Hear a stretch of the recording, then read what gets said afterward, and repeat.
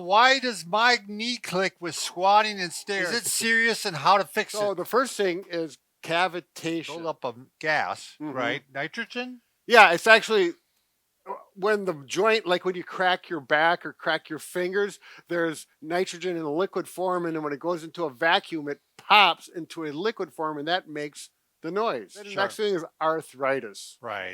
The joints, the surfaces that slide against each other. Supposed to be nice and smooth, and they've roughened up, Yeah, or they've even have a little tear. I guess that's the next one, isn't it, Brad? right. And the arthritis could come from the aging process. It may be from the type of work you're doing, abusing the When joint. when is it that you should be concerned about clicking?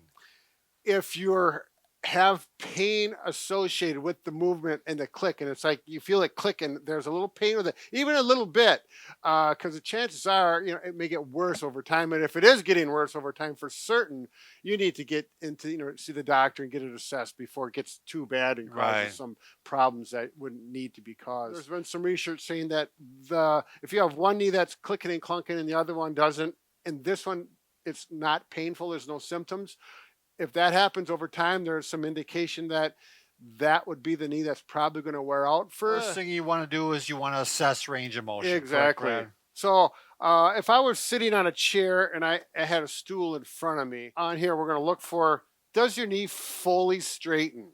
If it doesn't, that could be a problem and you should address it. You can check both knees together, and if I go like this and this one, you can see there's a difference in level. We need to get this one down to here.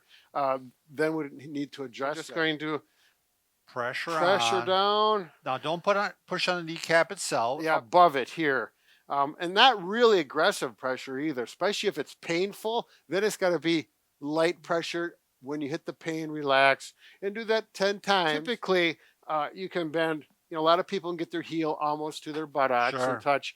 And if this one goes all the way up, and one knee, it goes to here, and at the end range, maybe a little painful in that knee, that's something you can address. You can often tell if one feels tighter.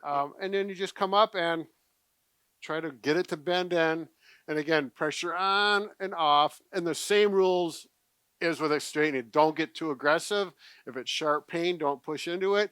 10 repetitions, wait, see how it responds. The next way to stretch out is you can take a belt and put it around your foot. I'm going to use a stretch out strap because it works really well.